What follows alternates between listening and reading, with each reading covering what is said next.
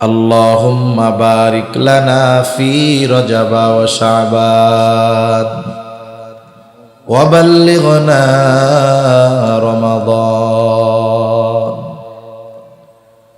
নবীজি সাল্লাল্লাহু আলাইহি ওয়াসাল্লাম যখনই রজব মাস আসতো নবীজি দোয়া করতেন, আল্লাহ আপনি আমাদেরকে রজব শাবানের বরকত দান করেন, রমজান পর্যন্ত আমাদের পৌঁছায়া দেন।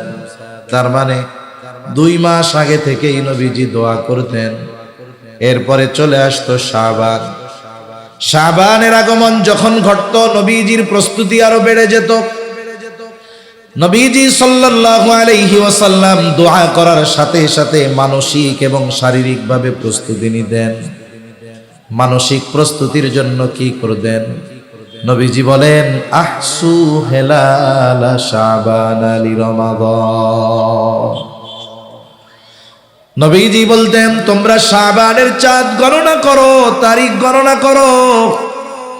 রমজানের জন্য তোমরা শাবানের তারিখ গণনা করো। তারিখ গণনার মাধ্যমে মানুষের মেন্টালিটি প্রস্তুতি হয়।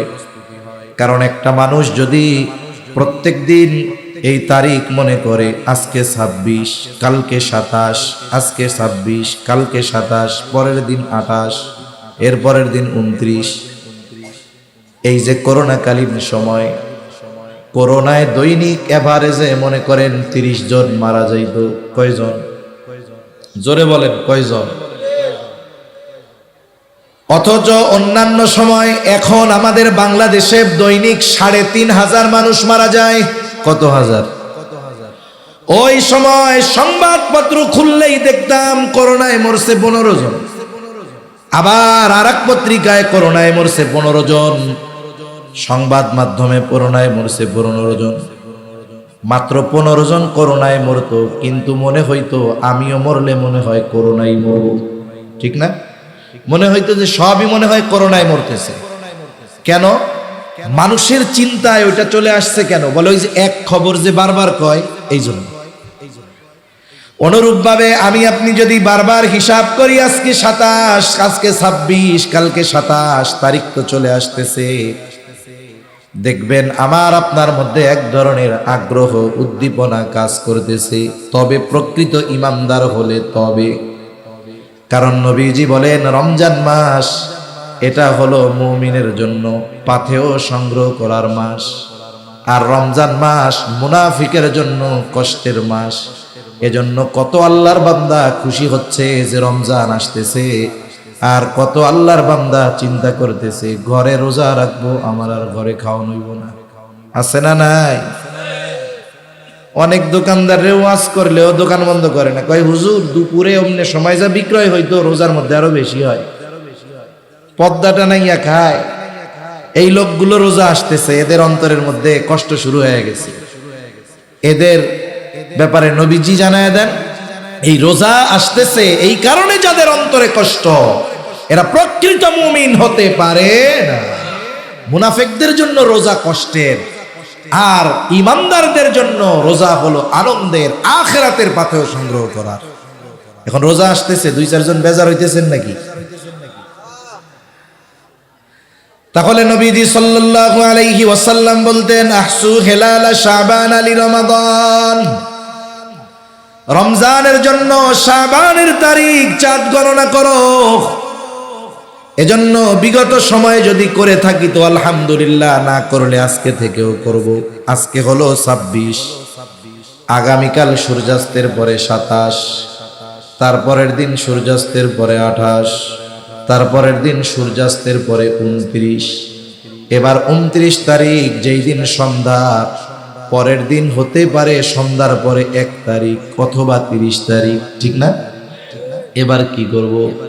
29 তারিখ সন্ধ্যায় ইনানির মানুষ পশ্চিম আকাশ খোলা, নবীজির একটা মৃত সুন্নাত বললে চলে, ফাঁকা জায়গায় দাঁড়ায়া পশ্চিম আকাশে রমজানের চাঁদ তালাশ করব তো ইনশাআল্লাহ। এখন আর চাঁদ খোঁজা লাগে না। রাত 12টার সময় ফোন দিবে, 29 তারিখ রাত 12টায়। পোলা আছে সৌদি আরব, ফোন দিয়ে আপনাকেও বাসায় বলে, ওটা চাঁদ দেখা গিয়ে না, হ্যাঁ আরা তো তারাবি বাড়ি চলে আসছি, হ্যাঁ তাহলে আরো কালি এত শুরু হয়ে যাবে, এরকম বলবে না? তার মানে সে নিশ্চিত, যেহেতু আজকে সৌদি আরব দেখা গেছে, কালকে বাংলাদেশে দেখা না যাক আর যাক আর না যাক, কালিয়া বাংলাদেশে 1 তারিখ। এই কারণে আবার ফেসবুকে, শহরের মানুষ আমরা খুঁজি ফেসবুকে, এই 2 কারণে এইরকম একটা সুন্নাহ আমল আমাদের থেকে মরার মতো হয়ে গেছে। এজন্য আমরা 29 তারিখ সন্ধ্যায় পশ্চিম আকাশে চাঁদ তালাশ করব, ইনশাআল্লাহ। করব তো ইনশাআল্লাহ, আল্লাহ তৌফিক দান করে। ওই দিন দেখা না গেলে পরের দিন উঠবে নিশ্চিত, এরপরেও দেখতে যাব, এটা নবীর সুন্নাহ। তাহলে চাঁদ গণনার মাধ্যমে মেন্টালিটি প্রস্তুতি নবীজি নিতেন, আর শারীরিক প্রস্তুতি নবীজির হতো রোজার মাধ্যমে। আবার এই শাবানের রোজা বড় ফজিলতময় রোজা। নবীজি সাল্লাল্লাহু আলাইহি ওয়াসাল্লামকে বলা হলো, রমজান মাস ব্যতীত আপনাকে, রমজান ছাড়া শাবান মাস ব্যতীত আপনাকে অন্য কোন মাসে এত রোজা রাখতে দেখি নাই। তার মানে শাবান মাসে নবীজি রমজান ছাড়া সবচাইতে বেশি রোজা রাখতেন। নবীজি সাল্লাল্লাহু আলাইহি ওয়াসাল্লাম বলেন, শাবান মাস এমন একটা মাস, যেই মাস রজব আর রমজানের মধ্যবর্তী মাস। এই মাসটা হলো এমন এক মাস, এই মাসের ব্যাপারে অধিকাংশ মানুষ হলো উদাসীন। নবীজি বলেন, এই মাসে বান্দার আমল আল্লাহ তাআলার কাছে পেশ করা হয়। অন্যান্য সময় হলো সপ্তাহে 1 দিন, রজব মাসে প্রতিদিন।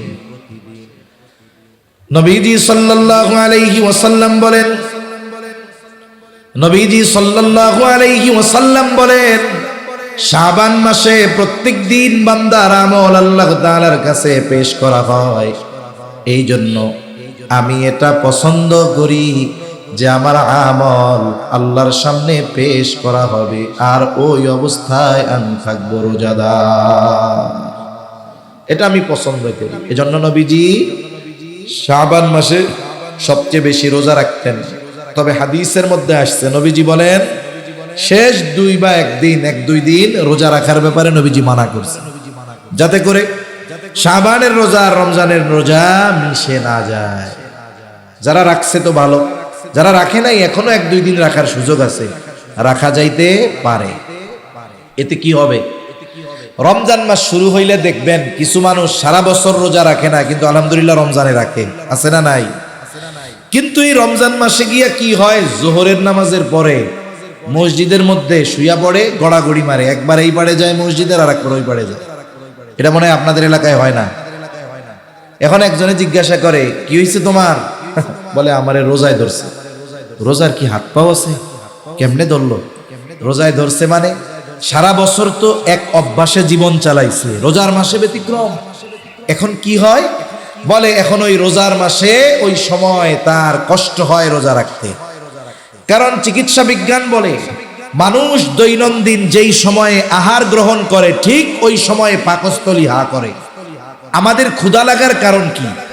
আপনি সকাল 9টায় নাস্তা করছেন, জোহরের পরে দুপুরের খাবার খান, এশার পরে রাতের খাবার খান, দেখবেন ঠিক 2টার সময় খিদা লাগছে। ওই সময় যদি আপনি খানা না খান 3টা, 3:30, 4টা পর্যন্ত, আর দেখবেন খিদা নষ্ট হয়ে যায়, আর খিদা লাগে না, আর লাগে গিয়া ওই রাত 8টার সময়। কেন? পাকস্থলী কিছু সময় হা করে থাইকা বুঝে আজকে আর আমারে খাওয়ান দিব না, এবার মুখ বন্ধ করে তারপরে ক্ষুধাটা চলে যায়।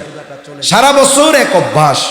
রোজার মাসে সাহারির সময় খাওয়া হইল, মোটামুটি এইটা দিয়া সকালবেলায় পাকস্থলীরে বোঝানো গেল, কিন্তু দুপুর 2টার সময় তো ও জোহরের পরে হা করে, খাওন তো দেওয়া হয় না।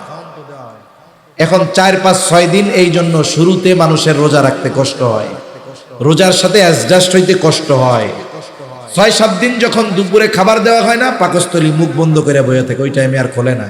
ও বুঝে আমারে তাইলে এখন থেকে ওই সুবহে সাদিকের আগে আর মাগরিবের নামাজের পরে খাওয়ান দিবে, ঠিক এই 2 টাইমে খিদা লাগে। তাহলে রোজার মাস আগের থেকে যদি প্রস্তুতি নেওয়া হইতো, রোজা রাখতাম, তাহলে রমজানে আমার রোজাগুলো প্রাণবন্ততার সাথে রাখা সহজ হইতো। এজন্য নবীজি শাবান মাসে বেশি বেশি রোজা রাখতেন, যাতে করে আল্লাহর সামনে যখন আমল পেশ করা হয় তখন উনি রোজাদার অবস্থায় থাকেন। এই যে রমজান মাস, এটা হলো বছরের শ্রেষ্ঠ মাস। কি মাস? জোরে বলেন। আসমান জমিন সৃষ্টির শুরু থেকে নিয়েই আল্লাহ তাআলা 12টা মাস নির্ধারণ করেছেন। এর মধ্যে 4টি মাস হলো হারাম মাস, সম্মানিত মাস। আল্লাহ তাআলা কোরআনুল কারীমের মধ্যে বলেন, ইন্না ইদ্দাতাশ শুহুরি ইনদাল্লাহি 12 শাহরান ফি কিতাবিল্লাহি ইয়াওমা খালাকাস সামাওয়াতি ওয়াল আরদা মিনহা আরবাআতুন হুরুম যালিকাদ দীনুল কাইয়্যিম। আল্লাহ জানায় দেন, আসমান জমিন সৃষ্টি থেকে নিয়েই হলো মাস 12টা। এর মধ্যে 4টি মাস সম্মানিত মাস। কয়টা মাস? জোরে বলেন। 3টি মাস ধারাবাহিক, 1টি মাস আলাদা। 3টি মাস জিলকাদ, জিলহাজ, মুহররম, আরেকটা হলো রজব। জিলকাদ, জিলহাজ, মুহররম, রজব, এই 4টি মাস হলো সম্মানিত মাস। এই 4টি মাসকে সম্মানিত মাস হিসাবে অভিহিত যিনি করেছেন তিনি কে? রমজান মাসের কথা কিন্তু নাই। কেন নাই? বলে রমজান তো শুধু সম্মানিত নয়, এটা হলো বছরের শ্রেষ্ঠ মাস। আমরা হলাম শ্রেষ্ঠ উম্মত। আমরা কি উম্মত? জোরে বলেন। আমরা হলাম শ্রেষ্ঠ উম্মত। কুনতুম খায়রা উম্মাত উখরিজাত লিন-নাস তা'মুরুনা বিল মা'রুফ ওয়া তানহাউনা আনিল মুনকার। যাই হোক, আমরা শ্রেষ্ঠ উম্মত। আল্লাহ তাআলা আমাদেরকেও গুরুত্বপূর্ণ 5টি শ্রেষ্ঠ জিনিস দান করেছে। কয়টি শ্রেষ্ঠ জিনিস? 5টি। ঘুমাসতেছে নাকি? তাকবীর দেই, নারায়ে তাকবীর। আওয়াজ হয় নাই, এই আওয়াজে চলবে না। নারায়ে তাকবীর। এই তো মাশাআল্লাহ, মোটামুটি হইছে। আল্লাহ তাআলা আমাদেরকে শ্রেষ্ঠ 5টা জিনিস দান করছে। কয়টা জিনিস? 1 নাম্বার, আমাদেরকে দান করেছে সাইয়্যিদুল আম্বিয়া, নবীদের সর্দার, শ্রেষ্ঠ নবী আল্লাহ আমাদের দান করেছে। আমরা শ্রেষ্ঠ নবীর উম্মত, আমরা পেয়েছি শ্রেষ্ঠ নবী। 2 নাম্বার, সাইয়্যিদুল কুতুব, আমাদেরকে আল্লাহ দান করেছেন শ্রেষ্ঠ কিতাব। সুবহানাল্লাহ বলেন। আমরা পেয়েছি সাইয়্যিদুশ শুহুর, শ্রেষ্ঠ মাস। তাহলে 1 নাম্বার পেয়েছি শ্রেষ্ঠ নবী, 2 নাম্বার শ্রেষ্ঠ কিতাব, 3 নাম্বার শ্রেষ্ঠ মাস। আমরা পেয়েছি সাইয়্যিদুল লায়াল, শ্রেষ্ঠ রজনী। আমরা পেয়েছি শ্রেষ্ঠ রাত। কোনটা শ্রেষ্ঠ রাত? লাইলাতুল কদর। সুবহানাল্লাহ বলেন। আমরা পেয়েছি শ্রেষ্ঠ দিন। শ্রেষ্ঠ দিন হলো জুমার দিন আর 2 ঈদের দিন। শ্রেষ্ঠ দিন জুমার দিন আর 2 ঈদের দিন। এই 5টি শ্রেষ্ঠ জিনিস আমরা পেয়েছি আর হয়েছি শ্রেষ্ঠ উম্মত। সুবহানাল্লাহ বলেন। তাহলে শ্রেষ্ঠ উম্মত হওয়ার অন্যতম এক কারণ, আমরা পেয়েছি শ্রেষ্ঠ নবী, সাথে সাথে শ্রেষ্ঠ মাস। এই যে কয়েকদিন পরেই আগমন ঘটবে সেই শ্রেষ্ঠ মাসে, হয়তো মার্চের 1 তারিখ সন্ধ্যা থেকে শুরু হবে, অথবা 2 তারিখ নিশ্চিত শ্রেষ্ঠ মাস। এখন উম্মত শ্রেষ্ঠ হইল এইগুলা পেয়ে, আর এই মাস কেন শ্রেষ্ঠ হলো এটাও আমরা জানবো ইনশাআল্লাহ। আমরা শ্রেষ্ঠ উম্মত হইছি কয়টি শ্রেষ্ঠ জিনিস পাওয়ার কারণে। এর মধ্যে একটি হলো শ্রেষ্ঠ মাস পাইছি, রমজান মাস। এখন এই রমজান মাস কেন শ্রেষ্ঠ হলো, কোন কোন কারণে, আমরা কয়েকটা কারণ জানবো ইনশাআল্লাহ। কারণ দেখুন, একটা জিনিস সম্পর্কে যদি আপনার জানা থাকে, আপনি ওই জিনিসটার কদর করবেন, মূল্যায়ন করবেন। যদি না জানা থাকে, কদর করবে না। ছোট বাচ্চা, মনে করেন 3 বছর বয়স, এর হাতে আপনি যদি একটা চকলেট দেন আর ওই পরিমাণ একটা স্বর্ণের টুকরা দেন, ও কোনটা নিবে বলেন তো? ও স্বর্ণ 2 কামড় মেরে ওইটা শক্ত, খাওয়া যাইতো না, দে চকলেট দে। তার মানে ওই 1 লাখ টাকার স্বর্ণের চাইতে ওর কাছে 1 টাকার চকলেটের দাম বেশি। কেন? বলে ও তো স্বর্ণ, জন্য ওইটা সে নিবে না। আমরা যখন কোনো বিষয়ের সম্পর্কে জানতে পারবো এর তাৎপর্য কি, মাহাত্ম্য কি, তখন এই জিনিসটার কদর মূল্য আমার আপনার কাছে হবে। আর যদি না জানি তাহলে আমাদের আফসোস করা ছাড়া আর কোনো পথ নাই। মুরব্বীরা গল্প বলতেন, আমিও মাঝে মধ্যে দুই এক জায়গায় বলি গল্প, আর কি শিক্ষণীয় বিষয়। গল্প তো গল্পই, কিন্তু গল্প থেকে শিক্ষাটা গ্রহণ করতে হয়। এজন্য আমরা যদি আমাদের এই দ্বীন ইসলাম, আল্লাহ তাআলার হুকুম আহকামের পরিচয় যথাযথভাবে না জানি, তাহলে মূল্যায়ন করতে পারবো না। হায় হায় আফসোস করলে কোনো কাজ হবে না। যাই হোক, গল্পর দরকার নাই, মূল আলোচনার দিকে যাই। তাহলে দেখুন, আল্লাহ তাআলা আমাদের দান করেছেন শ্রেষ্ঠ মাস। কি মাস দান করেছে? শ্রেষ্ঠ মাস। কেন শ্রেষ্ঠ মাস রমজান? এক নাম্বার শ্রেষ্ঠত্বের কারণ, আল্লাহ তাআলা এই মাসে রোজা ফরজ করেছে। কি ফরজ করেছে জোরে বলেন? আল্লাহ রাব্বুল আলামিন এই মাসে রোজা ফরজ করেছে।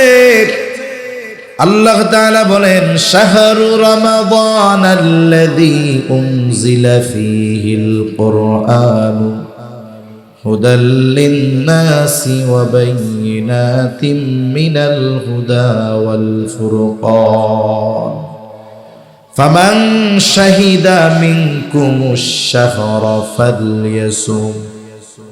আল্লাহ তাআলা জানায় দেন, শাহরু রমাদান, রমজান মাস, এই মাসে আল্লাহ কোরআন নাজিল করেছেন।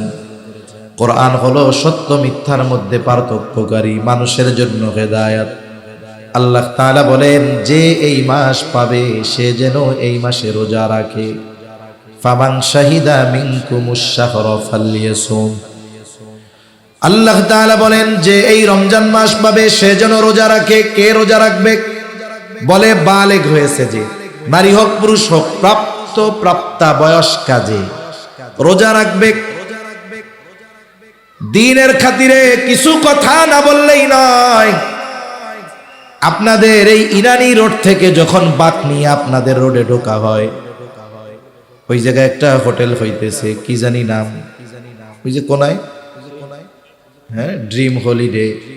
ওর সামনে একটা ব্যানার লাগানো আছে, লেখা 18 বছরের আগে সবাই শিশু। পড়ছেন কে কে? কে কে পড়ছেন? একটু আতসা করেন তো। দেখছেন ওই জায়গায় যে বোর্ড লাগানো আছে? আচ্ছা, তার মানে আপনারা আমার মতো পচা লোক না, আপনারা আল্লাহর বান্দা, নিচের দিকে তাকাইয়া চলেন, বোঝা গেছে। আর আমি মনে হয় ডাইনে বামে এরকম তাকাই, এর লেগে আমার চোখে পড়ছে এটা। আমি ছবিও একটা তুলে নিচ্ছি মোবাইলে, কারণ এটা নিয়ে আমার একটা লেখা দিতে হবে। 18 বছরের আগে সবাই শিশু। ইসলাম কি এই কথা বলে? জোরে বলেন, ইসলাম এটা বলে? এটা বলার দ্বারা কি হলো? রাষ্ট্রীয়ভাবে কিশোর গ্যাংয়ের অবৈধ কর্মকাণ্ডকে বৈধতা দেওয়া হয়ে গেল। আপনি খোঁজ নেন আশেপাশে যত অকারেন্স করে, এগুলো সব 18 বছরের কম। কেরানীগঞ্জে পিস্তল ঢাকায় দিনের বেলা ব্যাংক ডাকাতি করছে, 15-16 বছর বয়স, শাস্তি নাই কেন? এগুলা শিশু। ফালতুমি বাদ দেন মিয়া। ইসলাম বলে প্রাপ্তবয়স্ক হওয়ার সর্বশেষ সময়সীমা চন্দ্রমাস হিসাবে 15 বছর। আহাদ্দুল বুলুগ, বালেগ হওয়ার সর্বশেষ সময়সীমা কত বছর? জোরে বলেন, কত বছর? 15 বছর। এটা ইংরেজি হিসাবে নয়, আরবি হিসাবে। তাহলে কয় মাস হয় ইংরেজি হিসাবে? 14 বছর 7 মাস। 14 বছর 7 মাস হওয়ার পরে কোন ছেলে অথবা মেয়েকে শিশু বলার সুযোগ নেই। এর আগেও হতে পারে। চিকিৎসা বিজ্ঞান বলে এখন 10 বছর বয়সে ছেলে বালেগ হতে পারে। একটা মেয়ের যখন প্রতি মাসে তার কিছু অসুস্থতা আল্লাহ প্রদত্ত ভাবে হয়, 3 থেকে 10 দিনে অসুস্থতা থাকে। এটা যখন শুরু হয় তখন থেকে ওই মেয়ে প্রাপ্তবয়স্কা। এটা ইসলামের আইন মানতে হবে। হতে পারে, হ্যাঁ ঠিক আছে, যদি শারীরিক গঠন এগুলোর কারণে, অসুস্থতাজনিত কারণে বিবাহ পরে দেওয়া হচ্ছে, সেটা ভিন্ন বিষয়।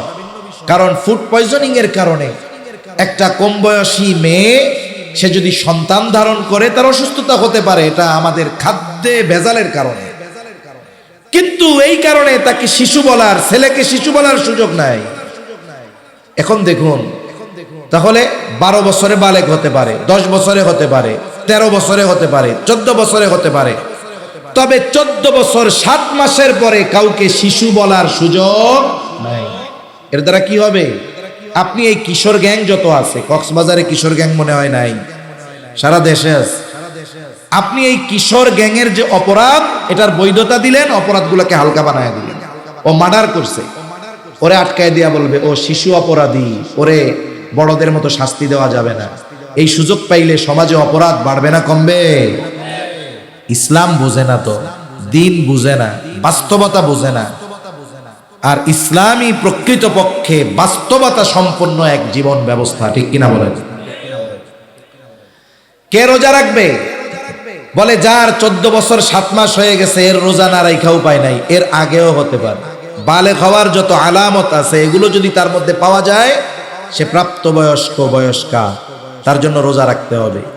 যদি সে অচেতন, পাগল না হয়, ব্রেন যদি ঠিক থাকে, মুসাফির যদি না হয়, আবার যদি এমন অসুস্থতা, রোজা রাখলে মারা যাওয়ার মতো অবস্থা, রাখতে পারতেছে না, এমন ব্যক্তি যদি না হয়, তাহলে এই ধরনের নারী আর পুরুষ তাদের জন্য রোজা রাখা ফরজ। কিন্তু অনেক বাপ ছেলের 15 বছর 14 বছর এর রোজা রাখতে দিবে না, অথচ সে প্রাপ্তবয়স্কা হয়ে গেছে। ও ভাই, ঘরের মধ্যে যদি ছেলে মেয়ে থাকতো, আগুন যদি লাইগা যাইতো, আপনি কি চিন্তা করতেন আমার পোলা মাইয়া ঘুমাইতেছে, থাক, ডাকার দরকার নাই, আগুন জ্বলে জ্বলুক? রাখতেন কেউ? নিজে আগুনে পুড়ে ওদেরকে বের করতেন। আপনি যে তাকে নামাজ পড়ান না, আপনি যে তাকে রোজা রাখতে দেন না, কেমন যেন আপনি স্বহস্তে নিজের হাতে সন্তানকে জাহান্নামে নিক্ষেপ করতেছেন। এজন্য আমরা আমাদের সন্তানদের রোজায় অভ্যস্ত করবো। এখন তো ঠান্ডার সময় আস্তে আস্তে আসতেছে, যার ফরজ হয় নাই আপনি তারেও বলেন তুমি রাখো, যতক্ষণ পারবা তুমি রাখবা, তুমি না পারবা যখন ভেঙে ফেলবে। এতে সে অভ্যস্ত হবে, রোজার সাথে আগ্রহী হবে। তাহলে বলতেছিলাম, এই মাস যে পাবে সে রোজা রাখবে। এই মাসে অন্যতম এক ফরজ বিধান হলো রোজা। তবে এই মাসেরও কিছু ফাজাইল আছে, এই মাসেরও কিছু আলাদা তাৎপর্য আছে।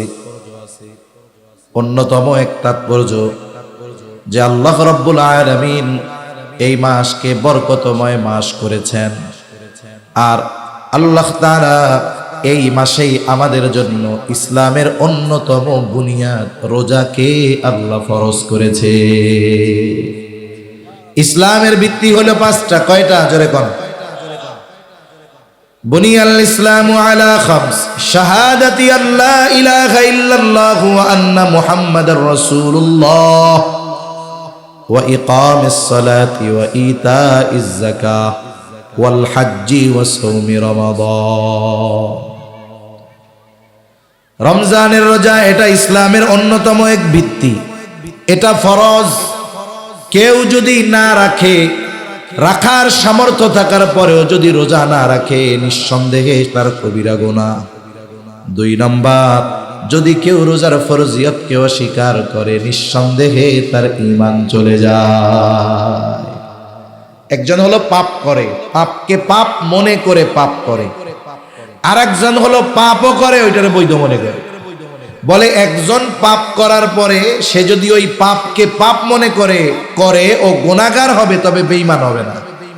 কিন্তু আরেকজন যদি পাপ করে না ঠিক, কিন্তু ওই পাপকে সে বৈধ মনে করে, তাহলে তার ঈমান থাকবে না। দেখছেন, একজন পাপ কইরাও বেঈমান হয় না, আরেকজন বিশ্বাসের কারণে পাপ না করেও বেঈমান হয়ে যেতে পারে।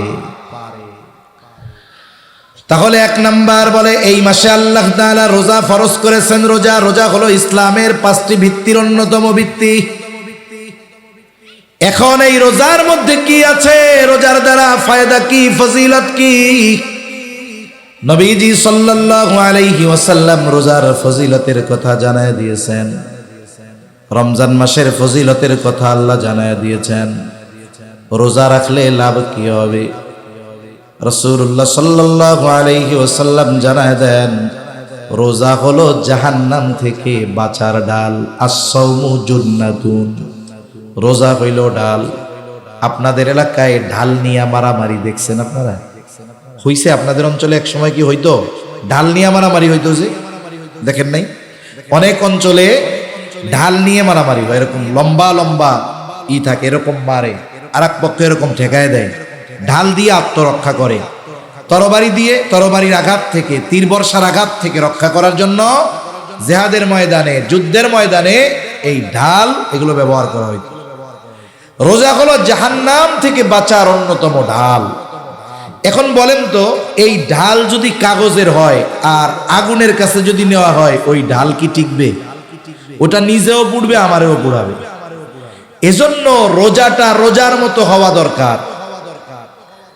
হাদিসের মধ্যে রোজার যত ফজিলতের কথা আছে, এই ফজিলতগুলো যদি অর্জন করতে হয়, অবশ্যই রোজাটা হতে হবে গুনাহমুক্ত রোজা।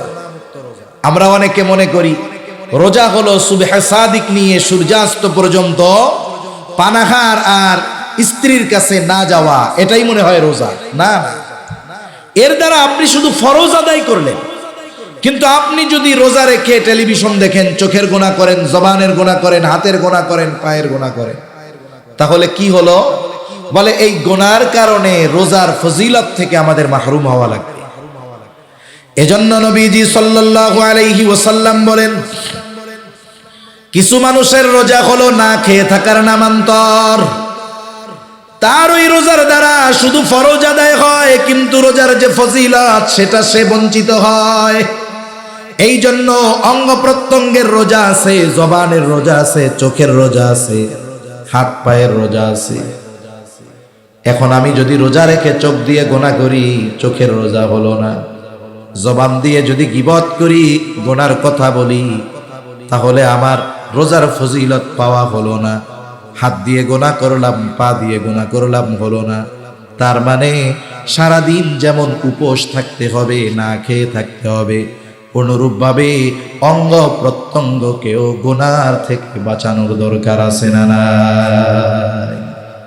আমরা দৃঢ় প্রতিজ্ঞা করি নিজের সাথে নিজে, আর একজনের সাথে করলে তো ওয়াদা করলে যদি না করি তাহলে কি হবে? ওয়াদা খেলাফ হবে। ওয়াদা খেলাফ করা মুনাফিকের আলামত। সেই জন্য আমি কোনো সময়, খুব কম সময় মানুষদেরকে হাত উঁচু করে ওয়াদা করাই না, কারণ এই ওয়াদা এই জায়গায় আবেগে করে, বাইরে গিয়া একটু পরে লোহা পিটাইলে লোহা একটা কথা কয়। কি কয় জানেননি? কয় যেই সেই। আপনি এখানে আমার সাথে ওয়াদা করলেন, আপনি যদি বাইরে গিয়ে ওই কাজটা করেন তাহলে ওয়াদা খেলাফকারী হতে হবে। এজন্য আমি বলি, আপনি নিজের সাথে নিজে ওয়াদা করেন যে আমার নফসকে আমি জিততে দিব না, শয়তানকে জিততে দিব না। আমাদের এবারের রোজা হবে গুনাহমুক্ত রোজা। করেন ইনশাআল্লাহ। আল্লাহ তৌফিক দান করেন বলি আমিন। আমার মা বোনদেরও খেয়াল করতে হবে, রোজার মাসে বিয়ান্নে রান্না নাই, দুপুরে রান্না নাই। এখন 3 মহিলা 3 বোন এক জায়গায় হয়েছে, এবার বৈশা মাত শুরু, গল্প শুরু হবে। আস্তে আস্তে ওই গল্পটা গীবতের মজলিসে পরিণত হয়ে যাবে, ঠিক কি না?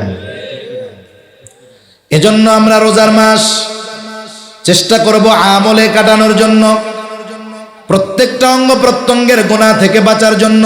দেখুন হাদিসের মধ্যে আসছে, জেনা শুধু একজন নারী পুরুষ গোপনে মিলিত হওয়া এটা নয়, এটাও তো জেনা। তবে নবীজি জানায় দেন, চোখের জেনা দেখা, হাতের জেনা ধরা, জবানের জেনা বলা, পায়ের জেনা চলা। তার মানে প্রত্যেকটা অঙ্গ প্রত্যঙ্গের আলাদা আলাদা পাপ আছে।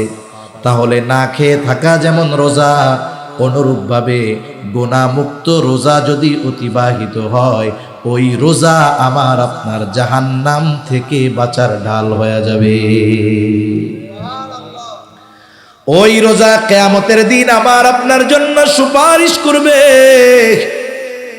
হাদিসের মধ্যে আসছে, নবীজি সাল্লাল্লাহু আলাইহি ওয়াসাল্লাম বলেন, as-siyamu wal Qur'an yashfa'an lil 'abdi yawmal qiyamah। সিয়াম এবং কোরআন কিয়ামতের দিন বান্দার জন্য আল্লাহ তাআলার কাছে সুপারিশ করবে। সিয়াম বলবে, আয় রব ইন্নী মানাতুহু আত-তাআমা ওয়াশ-শাহাওয়াত। সিয়াম বলবে, আল্লাহ আমি দিনের বেলায় তাকে খাবার আর স্ত্রীর কাছে যাওয়া থেকে বিরত রেখেছি। আয় আল্লাহ আপনি তার ব্যাপারে আমার সুপারিশ কবুল করেন। কোরআন বলবে আল্লাহ ইন্নী মানাতুহুন নাওমা বিল্লাইল, আমি তারে রাতে ঘুমাইতে দেই নাই, আপনি তার ব্যাপারে আমার সুপারিশ কবুল করেন। নবীজি সাল্লাল্লাহু আলাইহি ওয়াসাল্লাম বলেন আল্লাহ তাআলা কোরআন এবং রোজার সুপারিশ তার জন্য কবুল করবে। রোজা রাইখা গুনাহ করলে ওই রোজা সুপারিশ করবে? ওটা তো দুর্বল রোজা, অত পঙ্গু রোজা, ওরা অভিশাপ দিবে যে আমারে রেখে গুনাহ করছে। এজন্য আমরা চাই রোজা আমাদের জন্য যেন সুপারিশ করে। এজন্য গুনাহমুক্ত রোজা রাখবো তো ইনশাআল্লাহ। ওয়াদা, নিজের সাথে নিজে ওয়াদা করবে যে এইবারের রোজা হবে গুনাহমুক্ত রোজা। ফেসবুক, মোবাইল, ইউটিউব সব বাদ, আল্লাহর জন্য এই একটা মাস আমরা সময় দিব। এই মাসে নবীজি যেমন ফজিলতের কথা বলছে, এই মাসে অন্যায় করাও ওই রকম বড় অন্যায়। এখন বলতে পারেন হুজুর এমনি সময় অন্যায় যেমন, এই সময়ে তো তেমন হবে। আচ্ছা একটা উদাহরণ দেই। মনে করেন একজন একটা পাপ এই রাস্তায় করছে, খোলা জায়গায়, কথার কথা, ওই পাপটা যদি মসজিদের মধ্যে করে, একই পাপ স্থান পরিবর্তনের কারণে আপনি কবেন কত বড় জালেমের জালেম, পাপ করছে করছে বাইরে করলো এক ব্যাপার, আল্লাহর ঘরের মধ্যে পাপ করছে, এটা ছাড় দেওয়া যাবে না। তার মানে একই পাপ, শুধুমাত্র স্থান পরিবর্তনের কারণে ওই পাপটাকে আমরা কত গুরুত্ব দেই, যেটা জঘন্য কাজ করেছে। অনুরূপভাবে সময়ের কারণে তো বান্দার ইবাদতের দাম বাড়ে, স্থানের কারণে ইবাদতের দাম বাড়ে, বাড়ে কি বাড়ে না? আমরা এশার নামাজ পড়ছি আজকে কক্সবাজারে, এই এশার নামাজ যদি মসজিদুল আকসায় পড়তাম, কক্সবাজার পড়ে ইনানিতে পড়ে যেই সওয়াব পাওয়া গেছে তার কমপক্ষে 10 গুণ সওয়াব আল্লাহ তাআলা মসজিদুল 250 গুণ সওয়াব আল্লাহ তাআলা মসজিদে আকসায় কমপক্ষে 250 গুণ বাড়ায়া দিতেন। আবার যদি এই নামাজটা মসজিদুল নববীতে আদায় করতে পারতাম, বলে কমপক্ষে 1000 গুণ সওয়াব আল্লাহ বাড়ায়া দিতেন। একই এশার নামাজ যদি আমি আপনি বাইতুল্লাহ আদায় করতে পারতাম, কমপক্ষে 1,00,000 গুণ সওয়াব বাড়ায়া দিতেন কে? এই যে ইবাদতের প্রতিদান, গুরুত্ব, দাম বাড়ছে স্থানের কারণে। কিসের কারণে? স্থানের কারণে। সময়ের কারণে ইবাদতের দাম বাড়ে। এমনি সময় আর লাইলাতুল কদর, ওই রাতের ইবাদত আর সাধারণ রাতের ইবাদত এক নাকি? তাহলে মনে রাখতে হবে এই মাসে যেমন ফজিলতে ভরপুর, এই মাসে অন্যায়টাও ওই রকম সর্বোচ্চ অন্যায়। এজন্য আমরা এই মাসটাতে গুনাহমুক্ত অতিবাহিত করার সর্বোচ্চ চেষ্টা করব কোন ইনশাআল্লাহ। তাহলে এই মাসের রমজান মাস শ্রেষ্ঠ মাস হওয়ার 1 নম্বর কারণ হলো রোজা। আর রোজা হলো জাহান্নাম থেকে বাঁচার ডাল। রোজা হলো বান্দার জন্য কিয়ামতের দিন সুপারিশ করবে। শুধু তাই না, রোজাই একমাত্র ইবাদত, যেই ইবাদতের প্রতিদান স্বয়ং যিনি দিবেন তিনি কে? রাসূলুল্লাহ সাল্লাল্লাহু আলাইহি ওয়াসাল্লাম বলেন কুল্লু আমাল ইবনি আদম লাহু ইল্লা সিয়াম, বনি আদমের প্রত্যেকটা আমল তার নিজের জন্য, তবে রোজা ব্যতীত। হাদিসে কুদসি নবীজি সাল্লাল্লাহু আলাইহি ওয়াসাল্লাম বলেন, আল্লাহ তাআলা বলেন আস-সাওমু লি ওয়া আনা আজজি বি। নবীজি বলেন আল্লাহ তাআলা বলেছেন রোজা আমার জন্য, আর এই রোজার প্রতিদান স্বয়ং আমি আল্লাহ নিজে। স্বয়ং প্রতিদান আল্লাহ নিজে, আল্লাহ নিজে দিবেন। এখানে একটা গল্প মনে পড়ছে, বলি দেখেন। এক রাজার 4 বউ। কয় বউ? জোরে কন, কয়টা? কারো আসেনি 4 জন? নাই কারো? আছে? আলহামদুলিল্লাহ। এই না করতে পারলেও এটার সমর্থন দিতে হবে। একটা বিষয় আমি করতে পারতেছি না, ওই যে আগেই বলছি আমি পারতেছি না, ঠিক আছে, কিন্তু আরেকজন যখন করছে শরীয়তের একটা কাজ, অনেক সময় আছে কিছু বৈধ আমল না হওয়ার কারণে, জায়েজ আমল বৈধ আমল না হওয়ার কারণে সমাজের মানুষ অনেক সময় ওই আমলটাকে ঘৃণা করে বসে। আছে না নাই? আমাদের এলাকায় এক লোক, তার চাচা মারা গেছে, এরপরে তার চাচিরে বিয়া করছে। শরীয়তে নিষেধ আছে এটা? নিষেধ নাই তো। চাচা মারা গেছে, চাচিকে বিয়া করছে। লোকটা আরো উদারতার পরিচয় দিয়েছে, চাচিকে বিবাহ করছে। সমাজের মানুষ তো জানে না, এখন ওই বেটারে পারলে এক গইরাই করে দেয় যে এ কবিরা গুনাহ করে ফেলছে। অথচ সমাজে সুদ খাইয়া জেনা করে, ব্যভিচার করে, পরকিয়া করে ভরে যাচ্ছে, এরে কিছু কয় না।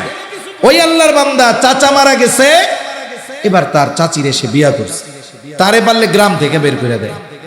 এরপরে ওলামায়ে কেরাম মানুষকে বুঝাইছে যে আসলে বিষয়টা উনি যা করছে, তাহলে চিন্তা করেন এই কাজটা হালাল কাজ, সমাজের মানুষ মনে করতো খারাপ কাজ, ঠিক না?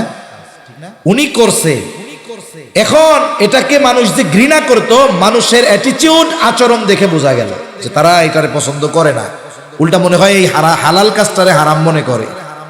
তা কি হইছে? এই যে লোকটা করছে, যে করার কারণে সমাজের মানুষের ভুল দূর হয়েছে কি হয় নাই? মানুষ বুঝতে পারছে যে না, লোকটা শরীয়ত বহির্ভূত কোনো কাজ করে নাই, হারাম কাজ করে নাই, হালাল কাজ করছে। এজন্য ভাই, আপনি আমি একটার বেশি করতে পারি নাই, এটা ভিন্ন কথা, কিন্তু যারা চারটা করছে, করতেছে, বা আল্লাহ করার তৌফিক দিছে, করছে, এদেরকে বাহবা দেওয়া দরকার, এলাকার থেকে পুরস্কার দেওয়া দরকার। যেমন একটা কর্ম যেটা সমাজ জেনার বিরুদ্ধে বলে না, পরকিয়ার বিরুদ্ধে বলে না, কিন্তু একজন যদি একাধিক স্ত্রী গ্রহণ করে, বিবাহ করে, তারে সমাজের মানুষ পারলে ধুইয়া দেয়, এটা খুব মন্দ এবং গর্হিত একটি কাজ।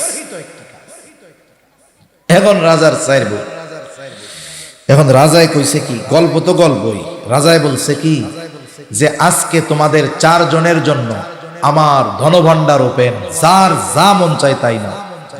একজন কয় আমার হলো স্বর্ণের ভাণ্ডার, আর একজন কয় আমার হইলো রূপার ভাণ্ডার, আর একজন কয় আমার হলো হীরার ভাণ্ডার। এখন আর একজন কোনো কিছুর কাছে না গিয়ে রাজার পাশে এরকম খাড়ায় রয়েছে, কয় কিরে তুমি যাও না কেন? ওরা তো সব নিয়ে গেল। কয় আমার কিছু লাগবে না, আমার আপনারে লাগবে। আমার কারে লাগবে? আপনাকে লাগবে। ইমাম গাজ্জালী রাহমাতুল্লাহি আলাইহি বলেন, মান লাহুল মাওলা ফালাহুল কুল, বলে আল্লাহ যার হয়ে যায়, কুল কায়নাত তার হয়ে যায়, ঠিক কিনা বলেন? আর আল্লাহ বলেন আস-সাওমু লি ওয়া আনা আজজি বি, বলে বান্দা রোজা আমার জন্য রাখে, আর এই রোজার প্রতিদান স্বয়ং আমি আল্লাহ নিজে। এখন কোন গোনা কইরা যদি সে রোজা রাখে, এই রোজা তো আল্লাহ তাআলার জন্য হবে না, তাহলে এই রোজার প্রতিদান আল্লাহকে পাওয়া যাবে না। এজন্য রোজা রাখতে হবে, গোনা মুক্ত রোজা। আবার দেখেন রোজাদার আল্লাহ তাআলার কাছে কত প্রিয়। একটা মানুষ যখন দীর্ঘ সময় না খেয়ে থাকে, পাকস্থলীতে খানা পড়ে না, পানি পড়ে না, এই কারণে তার জবানের মধ্যে কিছু গন্ধ হয়। যেমন আপনি যদি একটা ঘর পরিষ্কার পরিচ্ছন্ন করে আটকায়া রাইখা চলে যান, অনেক সময় সফরের সুবাদে আমরা রেস্টুরেন্টে উঠি, হোটেলে উঠি, পরিষ্কার পরিচ্ছন্ন কইরা রাখছে, কোনো ময়লা নাই, কিন্তু রুমে যখন ঢোকা হয় একটা গন্ধ লাগে, কি লাগে না? এটা কেন? বলে ওইখানে কেউ বসতি করে না, থাকে না, খালি ঘর, এজন্য একটা গন্ধ হয়। রোজাদার যখন দীর্ঘ সময় অনাহারে থাকে, বলে ওই পাকস্থলী শুকনা থাকে, এই জন্য একটা গন্ধ আসে মুখ দিয়া। মেসওয়াক না করার গন্ধ না, কারণ মেসওয়াক না করার গন্ধ ভিন্ন, আর পাকস্থলী থেকে আসা ওই গন্ধটা ভিন্ন। এটা শুধুমাত্র রোজার জন্য হয়। এজন্য রোজা রেখে মিসওয়াক করতে কোনো অসুবিধা নাই, তবে পেস্ট দিয়ে ব্রাশ করা এটা মাকরুহ কাজ হতে পারে, স্বাদ গলার মধ্যে চলে যাবে, রোজা নষ্ট হয়ে যাবে। এখন বলেন তো, আল্লাহ তাআলার কাছে রোজাদারের মুখের গন্ধটা আল্লাহর কাছে প্রিয়। এখন যদি ওই রোজাদার রোজা রেখে গীবত করে, গীবত, তার মুখ দিয়ে রোজার রাখার গন্ধ বের হবে না, বরং তার মুখ দিয়ে মরা ভাইয়ের গোশত খাওয়ার গন্ধ বের হবে। নবীজি বলেন লাখুলুফু ফামিস সাইমি আতয়াবু ইনদাল্লাহি তাআলা মির রিহিল মিস্ক। নবীজি সাল্লাল্লাহু আলাইহি ওয়াসাল্লাম বলেন, এই যে রোজাদার রোজা রাখার কারণে তার জবান দিয়ে, গাল দিয়ে যেই গন্ধ বের হয়, এটা আল্লাহ তাআলার কাছে মেশক আম্বরের গন্ধের চাইতেও বেশি প্রিয়। এখন আমার মুখের এই গন্ধ আল্লাহর কাছে প্রিয় হবে কখন? যখন আমার জবানটা গুনাহমুক্ত থাকবে। তা না হলে আমি যদি গুনাহ করি, গীবত করি, মরা ভাইয়ের গোশত আমার দাঁতের ফাঁকে ফাঁকে লেগে থাকবে। এজন্য ওই প্রতিদান যদি চাই, গুনাহমুক্ত রোজার দরকার আছে না নাই? জোরে বলেন আছে না নাই? রাসূলুল্লাহ সাল্লাল্লাহু আলাইহি ওয়াসাল্লাম বলেন, রোজাদার যে রোজা রাখার মাধ্যমে তৃষ্ণার্ত থাকে, গ্রীষ্মকালীন রোজা রাখে, তৃষ্ণায় বুকের ছাতি ফেটে যায়, এরপরেও ডুব দিয়া পানি খায় না, গোসলখানায় পানি খায় না, ঘরের মধ্যে একা, ফ্রিজে ঠান্ডা পানি, বুকটা ফেটে যায়, তবু একটু পানি খায় না। অনেক সময় মানুষ দেখবেন বেনামাজি, ও যদি রোজা থাকে, ও লুকায়া লুকায়া পানি খায় না। বেনামাজিও যদি রোজা রাখে, ও কিন্তু লুকাইয়া পানি খায় না, কেউ দেখবে না, এরপরেও খায় না। এই জায়গায় রোজার একটা রহস্য, যে বান্দা যাই করুক রোজাটা আল্লাহর জন্যই রাখে। নামাজ মানুষকে দেখানোর জন্য পড়তে পারে, দান মানুষকে দেখানোর জন্য করতে পারে, বলে রোজা আল্লাহর জন্যই করে। যদি না করত তাইলে তৃষ্ণা লাগলে লুকায়া লুকায়া পানি পান করবে, কইতো কেউ তো দেখে নাই, সবাই কইবো আমি রোজা রাখছি। রাসূলুল্লাহ সাল্লাল্লাহু আলাইহি ওয়াসাল্লাম বলেন, আল্লাহর জন্য যে তৃষ্ণার্ত থাকলো, তার মানে গ্রীষ্মকালে রোজা রাখলো, তৃষ্ণা লেগেছে, পানি পান করে নাই, কিয়ামতের দিন আল্লাহ তাআলা ওই ব্যক্তিকে পানি পান করাবে। যেই দিন সূর্য কাছে থাকবে, জমিনটা তামার মতো হয়ে যাবে, পানি পানি বলে মানুষ চিৎকার করবে, ওই দিন আল্লাহ তাআলা এই বান্দাদের পানি পান করাবে। কিন্তু যে গুনাহ সহ রোজা করছে, তার শুধু ফরজ আদায় হবে, কিন্তু কাজ হবে না। একজন পরীক্ষা দিছে, কয়েকজন পরীক্ষা দিছে, ম্যাট্রিক পরীক্ষার রেজাল্ট দিছে। একজন জিজ্ঞাসা করে, তুমি কি হইছে রেজাল্ট? কয় পাস করছি। আরেকজন পাস করছি, আরেকজন পাস করছি।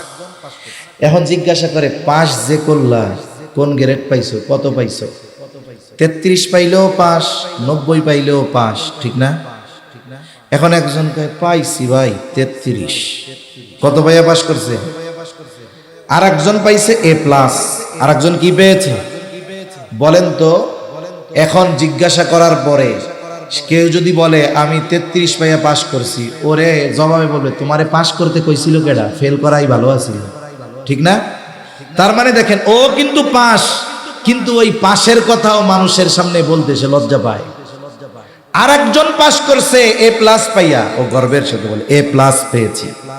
এজন্য রোজাদারও ওই কোয়ালিটির হয়।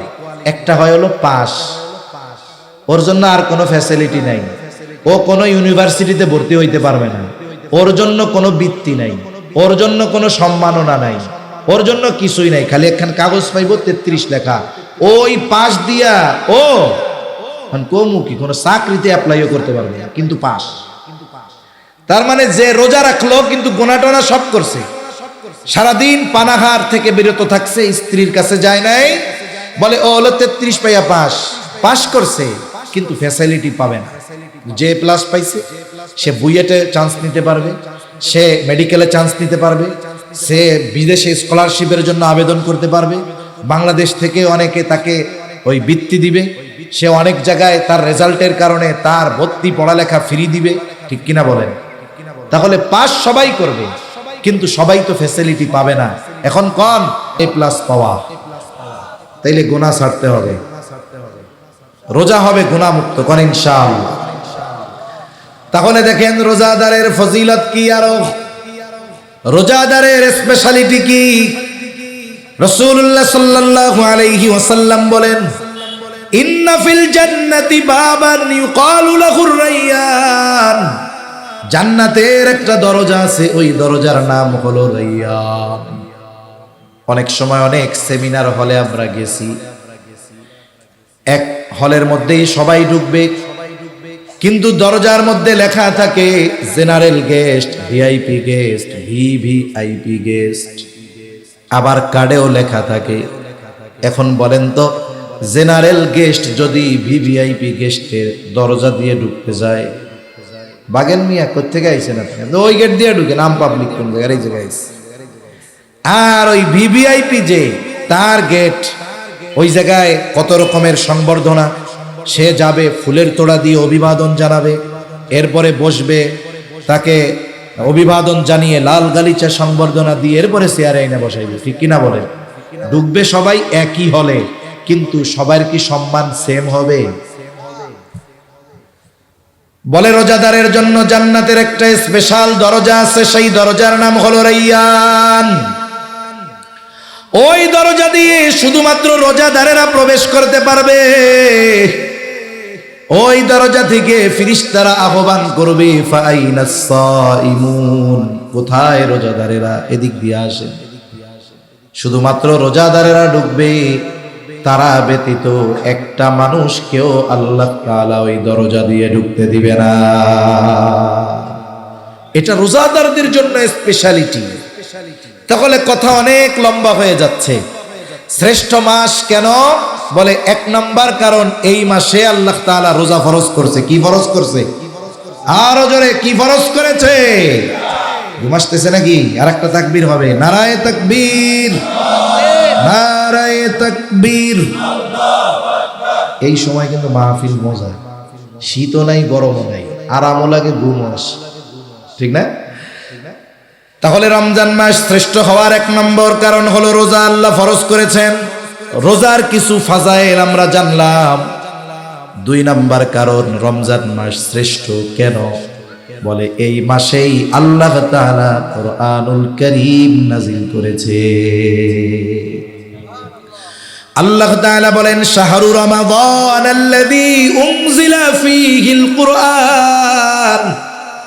আল্লাহ তাআলা বলেন রমজান মাস, এই মাসে আল্লাহ নাজিল করেছেন কোরআন। মাস হলো রমজান, আল্লাহ নাজিল করেছে কোরআন। মাস রমজান, নাজিল করেছে কি? জোরে বলেন কি এই কোরআন? আল্লাহ তাআলা বলেন হুদাল লিন্নাস, গোটা মানব জাতির জন্য এই কোরআন হলো হিদায়াত। আবার আল্লাহ এক জায়গায় বললেন হুদাল লিল মুত্তাকিন, মুত্তাকিনদের জন্য হিদায়াত। বলে হ্যাঁ, মানুষের জন্য হেদায়াত। বলে একজন বেঈমানও যদি এই কোরআন দিল দিয়ে অনুধাবন করে, তিলাওয়াত করে, বোঝার চেষ্টা করে, সে ঈমানওয়ালা হয়ে যাবে, ঠিক কিনা বলেন? আর যদি ঈমানদার কোরআন তিলাওয়াতের সাথে সাথে এই কোরআন অনুযায়ী জীবন সাজায়, সে জান্নাত পর্যন্ত পৌঁছায়া যাবে। আর এই কোরআন সুপারিশ করবে। আগেই বলছি কোরআন আর রমজান এই দুইটার সাথে বন্ধুত্ব আছে। এই দুই বন্ধুর হক যদি আদায় করা যায়, ওরা আমাদের জন্য সুপারিশ করবে। সূরা মুলক যদি প্রতিদিন তিলাওয়াত করা হয় এশার নামাজের পর, আল্লাহ রাব্বুল আলামিনের নবী জানায়া দেন কবরের আযাব থেকে বাঁচা যাবে। কোরআন তিলাওয়াত করে আল্লাহর বান্দা সূরা আলে ইমরান, বাকারা, বলে দুই সূরা দুই দিক দিয়া দাঁড়াবে। একজন দাঁড়াবে মাথার কাছে, আর একজন পায়ের কাছে। আযাবের ফেরেশতারা যদি আসে, বলবে খবরদার, ওইটা আমাগো তিলাওয়াত করতো, আযাব দেওয়া যাবে না। সুবহানাল্লাহ। সূরা ওয়াকিয়া যদি তিলাওয়াত করে মাগরিবের পরে, বলে আল্লাহ তাআলা তাকে রিজিক সংকীর্ণতার মুখোমুখি করবে না। সুবহানাল্লাহ। এই কোরআন আল্লাহ নাজিল করেছে রমজান মাসে। এটা হুদাল লিল মুত্তাকিন, এটা হুদাল লিন্নাস। মুত্তাকিরা, ঈমানদারেরা কোরআন অনুসরণের মাধ্যমে জান্নাতে চলে যাবে। আর বেঈমানেরা কোরআন যদি তিলাওয়াত করে, পড়ে, বুঝে, আশা করা যায় ঈমান নসিব হয়ে যাবে। সম্প্রতি সময়ে নেদারল্যান্ডের একজন সংসদ সদস্য, মন্ত্রী, সর্বোচ্চ পরিমাণের ইসলাম বিদ্বেষী ছিল। সে ইসলাম নিয়ে, কোরআন নিয়ে তার বিষোদাগারের কোনো অভাব ছিল না। এখন একটা জিনিস আপনি যদি ভালোভাবে জানেন, তাইলেই না ওইটার সমালোচনা করতে পারবেন। ওই লোক চিন্তা করছে মুসলমানগো আরো ভালো মতো ধরার দরকার। এই নিয়তে আল্লাহর বান্দা আরবি ভাষাও শিখছে, কারণ শুধু অনুবাদ পড়ে কোরআনের অর্থ বোঝা যায়, কিন্তু হৃদয় দিয়ে অনুধাবন করা যায় না। এজন্য একজন আলেমের কোরআন তিলাওয়াত আর একজন আওয়ামের কোরআন তিলাওয়াত সেম না। কারণ আলেম তো শুধু পড়ে আর অর্থ বুঝে তা না, কোরআনের গভীরতা সে বুঝে, এজন্য তার মজা ভিন্ন রকম। আর আওয়াম মানুষ মনে করে শুধুমাত্র সোয়াব পাওয়ার আশায় পড়ে, কিন্তু সে তো কোরআনের ওই গভীর সমুদ্র থেকে মুক্তা অন্বেষণ করে। আলেমের তিলাওয়াত আর আওয়ামের তিলাওয়াত এজন্যই তো তফাৎ। এখন ওই ব্যক্তি আরবি ভাষা না শিখলে আপনি যে ভাষা শিখবেন না সেই ভাষার গভীরতা আপনি অনুধাবন করতে পারবেন না। যেমন 2 দিন আগে গেছি টেকনাফে, এখন আমারে কইতেছে টাইউন চিনন না? টাইউন কারে কয়? ওনারা চিনন না? টমেটো ইবে যদি আরারে জিগে আরা কইতে পারুম না বাজি। আমি কিন্তু চিটাঙ্গে ভাষা শিখে ফেলছি, ওয়াজও শুনি মাঝে মধ্যে, আব্দুল্লাহ আল মারুফ ভাইটা শুনি। এখন চিন্তা করতেছি এরপরের থেকে চিটাং আইসা চিটাঙ্গে ভাষায় ওয়াজ করা লাগবে। তাই এখন বলেন দেখেন, এখন আমি যদি টেকনাফের বাসিন্দা না হই, আমারে যদি বলে আপনারা টাইউন চাটনি দিউম না, আমি বলছি আল্লাহ কি কয় এটা আবার। এজন্য যে যে ভাষার জ্ঞান অর্জন করে সে সেই ভাষার গভীরতা বুঝে। উনি শিখতেছে আরবি ভাষা কেন? কোরআন বুঝার জন্য না, কোরআন থেকে উনি ভুল বাইর কইরা মুসলমানদের আরো ধরবে। হেদায়াত কি জিনিস! বেচারা কোরআন তো পড়া শুরু করছে ভুল ধরার জন্য। আল্লাহ তাআলা তার বুঝের দরজা খুলে দিয়েছে, অন্তরে হেদায়াতের বাতি জ্বলে উঠেছে। এখন সে কোরআনের একজন সৈনিক হয়ে গেছে। সুবহানাল্লাহ। সার্চ দিলে ইন্টারনেটে পাবেন নেদারল্যান্ডের ইসলাম বিদ্বেষী মন্ত্রীর পার্লামেন্ট মেম্বারের ইসলাম গ্রহণ দিবেন, চলে আসবে আল্লাহর বান্দার নাম। আবার দেখেন ডক্টর মরিস বুকাইলি, ঐতিহাসিক একজন ব্যক্তি, যখন ওই মিশরের জাদুঘরে রাখা ফেরাউনের মমি নিয়ে গবেষণা করা হবে, ওনাকে জানানো হলো এর ব্যাপারে কোরআনে আয়াত আছে। উনি চিন্তা করলেন বাবারে, তাহলে এর বাস্তব সব যদি জানতে হয় আমাকেও কোরআন শিখতে হবে। উনি এম্বাসির মাধ্যমে প্রাইভেট টিচার রেখে উনি আরবি শিখলেন। জ্ঞানী মানুষ, এই কোরআন শিখে ফেরাউনের মমি নিয়ে গবেষণা করেছেন। আল্লাহ তাআলা ওই বেঈমান মানুষটাকে হেদায়েতের মতো নূর দান করে দিয়েছে। কারণ যে কোরআন বুঝে সে সত্য মিথ্যার পার্থক্য করতে পারে। এজন্য কোরআনের আরেক নাম হলো ফুরকান। একটু খেয়াল করেন, আল্লাহ তাআলা হুদাল লিন-নাস বলার পরে বলেছেন ওয়াবাইয়িনাতিম মিনাল হুদা ওয়াল ফুরকান। আল্লাহ তাআলা মানুষের জন্য হেদায়েত বলার পর বলেছেন ওয়াবাইয়িনাতিম মিনাল হুদা ওয়াল ফুরকান। এটা সত্য মিথ্যার পার্থক্য নির্ণয়কারী। তার মানে একজন অমুসলিমও যদি হৃদয় দিয়ে কোরআন পড়ে, তার অন্তরে হেদায়েতের নূর যিনি জ্বালায়া দিবেন তিনি কে? এই কোরআন নাজিল হয়েছে কোন মাসে? জোরে বলেন। রমজান মাসে। তাহলে রমজানের দ্বিতীয় শ্রেষ্ঠত্ব এ মাসে নাজিল হয়েছে কোরআন। রমজান মাসের তৃতীয় শ্রেষ্ঠত্ব বলে এই মাসে আছে এমন এক রাত। রমজান মাসে নাজিল হইছে, কিন্তু কোন সময় নাজিল হইল? আল্লাহ তাআলা বলেন ইন্না আনজালনাহু ফি লাইলাতিল কদর ওয়া মা আদরাকা মা লাইলাতুল কদর লাইলাতুল কদরি খায়রুম মিন আলফি শাহর। আল্লাহ তাআলা বলেন ইন্না আনজালনাহু, আই ইন্না আনজালনাল কুরআন, আমি এই রাতে নাজিল করেছি কোরআন। ফি লাইলাতিল কদর, কদরের রজনীতে আমি কোরআন নাজিল করেছি। এই কদরের রজনী এটা হলো রমজান মাসের একটা রাত। বলে কোরআনের ছোঁয়া লাগছে, রাত দামি হয়ে গেছে। কোরআনের ছোঁয়া লাগছে, মাস দামি হয়ে গেছে। কোরআন নাজিল হইছে, আম্বিয়া শ্রেষ্ঠ নবী শ্রেষ্ঠ নবী হয়ে গেছে। কোরআনের ছোঁয়া লাগছে, উম্মত শ্রেষ্ঠ উম্মত হয়ে গেছে। এই রজনী আল্লাহ তাআলা দান করেছেন রমজান মাসে কোরআনের বধূগুলোকে। আল্লাহ তাআলা বলেন আপনি জানেন লাইলাতুল কদর, লাইলাতুল কদর কি? লাইলাতুল কদর হলো খায়রুম মিন আলফি শাহর। বলে যেই সমস্ত মাসে লাইলাতুল কদর নাই এমন 1000 মাসের চাইতে ওই রাতটা বেশি উত্তম। প্রায় 84 বছর হয়। কত বছর হয়?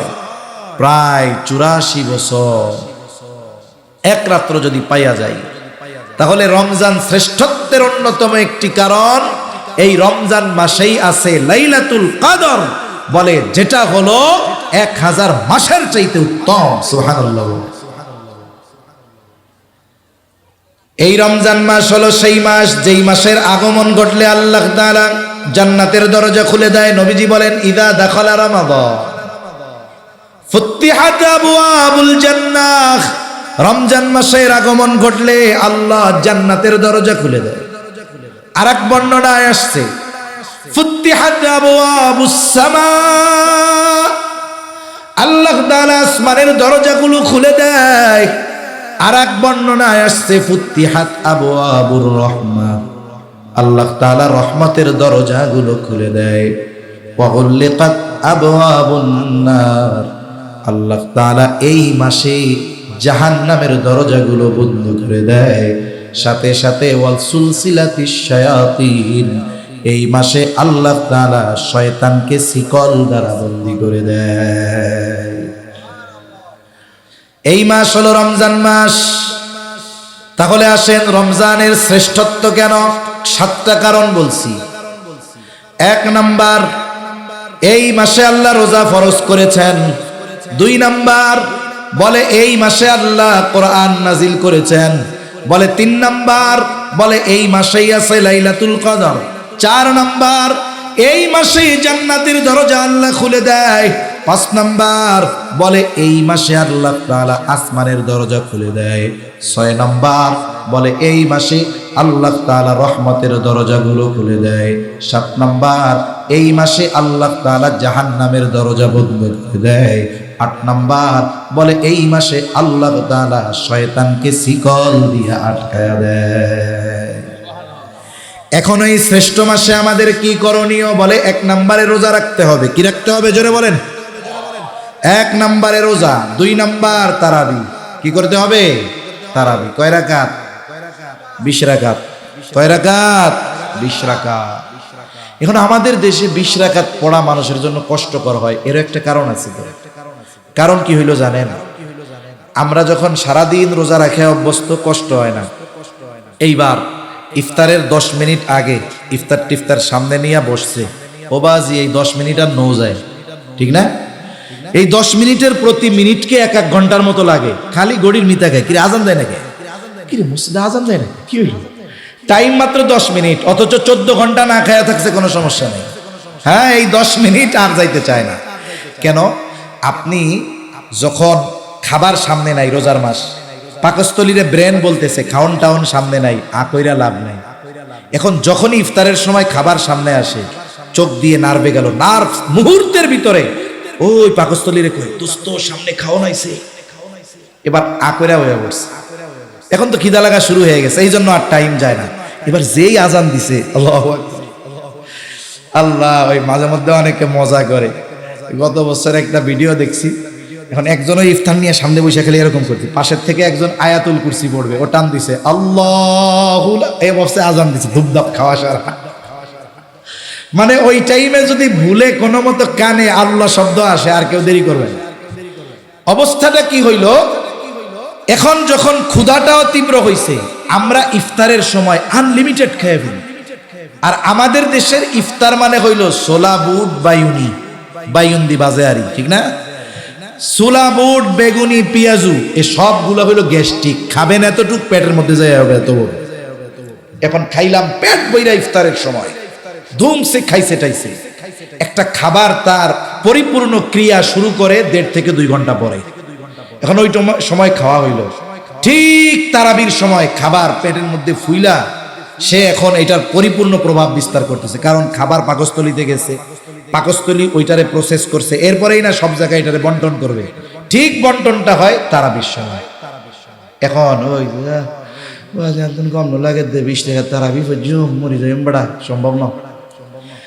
এখন কি করে? মসজিদের মধ্যে যায়, ফরজ নামাজটা কোনো মতো পড়িয়া ইমাম সাহেব যখন তারাবি শুরু করে, পিছনে বেগটি হুইতে দেয়, আমি কি ভুল কথা বলতেছি? হাফেজ সাহেব টান দেয় লাস্টে, মনে করেন একেবারে লাস্টে টান দিবে, ইয়া আইয়ুহাল্লাযীনা আমানু কুতিবা আলাইকুমুস সিয়ামু কামা কুতিবা আলাল্লাযীনা মিন ক্বাবলিকুম, মনে করেন পৃষ্ঠা শেষ হবে এরকম, লাআল্লাকুম তাত্তাকুন, ধুমসে উঠে আল্লাহু আকবার। এটা কেন হইল? আমি আপনি ইফতারের সময় আনলিমিটেড খাইছি, এই জন্য। আপনি খান, ওই সময়টাতে একটু কম খান। আপনি এটা পরীক্ষা করে দেখবেন, আপনারা ইফতারের সময় একেবারে কম, এক গ্লাস শরবত খাইছেন, 3টা খেজুর খাইছেন, ফল ফলাদি যা আছে ওগুলো খাইলেন, সনাবুট তারাবির নামাজ শেষ করে সুন্দর মতো মাখায়া খান। কিন্তু আপনি মাগরিবের সময় যে কম খাইলেন, এতে আপনি কাইত হইয়া পড়ে যাবেন। 13 ঘন্টা না খায়া থাকছেন, 14 ঘন্টা, তাহলে আগেই পড়ে যাইতেন। এখন আপনি ওই দিন তারাবির নামাজটা পড়েন ইফতার কম খাইয়া, এরপরে আমার কথা মনে করেন যে হুজুর ঠিক কথা কইছে না ভুল কথা কইছে। তাহলে কি হবে? আমরা যদি তারাবিটা উপভোগ করতে চাই, একেবারে একাগ্রতার সাথে পড়তে চাই, ইফতারের সময় গাপুস গুপুস খাওয়া যাবে না। তেলে ভাজা টাজা খাবার ওইগুলো আমরা পরে খাবো। এরপরে কি কাজ? বলে যেহেতু রমজানের সাথে কোরআনের সম্পর্ক, রমজান হতে হবে কোরআনময় রমজান। কি রমজান হবে বলেন? কোরআনময় রমজান। অনেক মানুষ আছে দীর্ঘদিন নামাজ পড়ে, সূরা ফাতিহার অর্থটাও জানে না, আছে না? অনেক মুসল্লি এরকম আছে। কমপক্ষে কোরআন যারা শুদ্ধ করে পড়তে পারে না, আপনি যদি আপনার ইমাম সাহেবকে বলেন যে ইমাম সাহেব হুজুর কোরআন শরীফ শুদ্ধ না হইলে তো নামাজ হবে না, নামাজ ভাঙ্গার প্রথম কারণ হলো নামাজে অশুদ্ধ পড়া, তো এক কাজ করেন আমাদেরকে একটু শুদ্ধভাবে কোরআন শিখাইয়া দেন, আর নামাজের জন্য কমপক্ষে ছোট 10টা সূরা আর সূরা ফাতিহা সহ এই সূরাগুলো একটু শুদ্ধভাবে আমাদের মস্ক করায় দেন, আর কোরআনটা রিডিং শুদ্ধ শিখাইয়া দেন। কোন ইমাম সাহেব বলবে যে আমি পারবো না? বলবে। কিন্তু আমরা শিখতে চাই না। আমরা শিখতে চাই না কেন? কারণ আমরা চিন্তা করি আমি তো ইমাম সাহেবের উপরে গরম দিয়া কথা কই, এখন আমি যে দুআয়ে কুনুত পারি না, আমার যে সূরা নাস সহি শুদ্ধ নাই, এটা যদি ইমামে জানে আমার ইজ্জত থাকবো? বুঝেন নাই কথা? এখন আপনি আমি লজ্জা করে এগুলো শিখলাম না, কিন্তু এই কেরাত অশুদ্ধর কারণে আমার ইবাদত হলো না, নামাজ হলো না। এখন নামাজ হইল না, আখেরাতে মেহমানদারি ডান্ডার পিঠা আছে না নাই? এখন বলেন আখেরাতে পিটানি খাওয়া ভালো না দুনিয়া একটু লজ্জা পাওয়া ভালো? দুনিয়া একটু লজ্জা পাইলাম ইমামের সামনে, অসুবিধা কি? আমি যদি শিখি লজ্জাকে বাদ দিয়ে, মানুষ লজ্জা বাদ দিয়ে কত আকাম করে, লজ্জা বাদ দিয়ে কোরআন শিখতে আমাদের মন চায় না। এখন একটু শিখলাম, এতে কি হলো? আমার ইবাদত গুলো ঠিক মতো হলো। আবার যদি ইমাম সাহেবরে বলি হুজুর এইগুলার অর্থ ব্যাখ্যা আমার একটু জানায়া দেন, নিজে নিজেই শুদ্ধভাবে পড়া শিখেন ইমাম সাহেবের কাছে, তাফসিরে মারিফুল কোরআন খুইলা অর্থটা পড়েন, ব্যাখ্যাটা পড়েন। এরপরে আপনি আগেও সূরা ফাতিহা পড়তেন, অর্থ মুখস্থ করেছেন, ব্যাখ্যা জানছেন, জেহেনে আছে, এখন সূরা ফাতিহা পড়েন, আল্লাহর কসম আগে যে মজা পাইতেন এখন আপনি 1000 গুণ বেশি মজা পাবেন। আগে মুখস্থ অর্থ জানতেন না, প্রত্যেক দিন শুনেও আপনার মধ্যে বিরক্তি আসে নাই, আর এখন যত শুনবেন আগের চাইতেও লক্ষ কোটি গুণ মজা পাওয়া যাবে, ঠিক কিনা? এজন্য আমাদের রমজান হবে কোরআনময় রমজান ইনশাআল্লাহ। বলেন ইনশাআল্লাহ। আমরা রমজানকে আমলের জন্য ভাগ করব, রমজানকে আমলের জন্য ভাগ করব। দৈনিক যদি 1 পারা করে পড়ি 30 পারা হয়ে যায়। আপনি দৈনিক 1 পারার রুটিন রাখেন। সবে কদরের রাত্রে, আমাদের দেশে তো 21, 23 আর 25, 29 নাই, আমাগো দেশে 27 তারিখ যা হয় হবে। সবে কদর কয় তারিখ আমাগো দেশে? আমাদের বাংলাদেশে 27 তারিখ, যা হয় হবে। আপনি ধরেনই ওই দিন সবে কদর, ওই দিনের জন্য 2 পারা রাইখা দিয়া প্রত্যেক দিন যদি 20 পৃষ্ঠা পড়েন হেফজ কোরআন শরীফের, 5 ওয়াক্ত নামাজ, নামাজে গেছেন আগেই তো যান, 2 পৃষ্ঠা নামাজের আগে পড়েন, 2 পৃষ্ঠা পরে পড়েন। প্রত্যেক নামাজে যদি 4 পৃষ্ঠা পড়া হয়, 5 ওয়াক্তে কয় পৃষ্ঠা হয়? 20 পৃষ্ঠা। হাফেজি কোরআন শরীফের 1 পারা, এভাবে একবারে হয়ে গেল মাসে একটা খতম, ধীরস্থিরতার সাথে। নাইলে আমাদের কতজন আবেগী আছে, প্রথম দিন দুমছে মাজা মুজা ব্যথা বানাইয়া 3 পারা পড়া, আর 18 দিন খবর নাই। এরপরে সবে কদরের রাত্রে খতম দিতে হইব। কয় পারা পড়ছো এই কয়দিনে? কয় ভাই এখনো আমার 20 পারা বাকি আছে। কাজ হইল। খরগোশ আর কচ্ছপের দৌড়ের গল্প শুনছেন না? কচ্ছপ স্লো দৌড়াইছে কিন্তু দৌড় থামায় নাই, খরগোশ দ্রুত গতিতে দৌড়াইছে কিন্তু মাঝে একটা ব্রেক মেরে দিছে। এক ব্রেকে ওনারও ব্রেক হয়ে গেছে। এজন্য আপনি অল্প অল্প করে, আমরা অল্প অল্প করে করব, কিন্তু এটা কন্টিনিউ করব কোন ইনশাআল্লাহ। ইনশাআল্লাহ কোরআনময় রমজান হবে আমাদের। রমজানে আরেকটা আমল কি, নবীজি এই মাসে সবচাইতে বেশি দান করতেন। আমরা দ্বীনি কাজে এই মাসে বেশি ব্যয় করব তো ইনশাআল্লাহ। আমরা এই মাসে বেশি বেশি দান সাদকা করব। এই বিষয়গুলো যদি আমাদের সামনে থাকে, আমাদের রমজান হবে প্রাণবন্ত। আশা করা যায় আল্লাহ যেই জন্য রোজা ফরজ করেছেন, ইয়া আইয়ুহাল্লাযীনা আমানু কুতিবা আলাইকুমুস সিয়াম কামা কুতিবা আলাল্লাযীনা মিন ক্বাবলিকুম লাআল্লাকুম তাত্তাকুন। হে ঈমানদারেরা, তোমাদের উপরে রোজা ফরজ করা হয়েছে যেমনি ভাবে তোমাদের পূর্ববর্তীদের উপরে ফরজ করা হয়েছিল। কেন? লাআল্লাকুম তাত্তাকুন, যাতে করে তোমরা মুত্তাকি হতে পারো। লাআল্লাহ কালামে ইলাহির মধ্যে আসলে ইয়াকিনের অর্থ দেয়, নিশ্চয়তার অর্থ দেয়। তার মানে প্রকৃতপক্ষে যে আলোচনাগুলো করলাম এগুলোকে সামনে রেখে আমরা যদি রমজান অতিবাহিত করতে পারি, আল্লাহ বলেন অবশ্যই তোমরা মুত্তাকি হয়ে যাবা। সুবহানাল্লাহ। আল্লাহ তাআলা আমাদেরকে গুনাহমুক্ত রমজান অতিবাহিত করার তৌফিক দান করেন, বলি আমিন।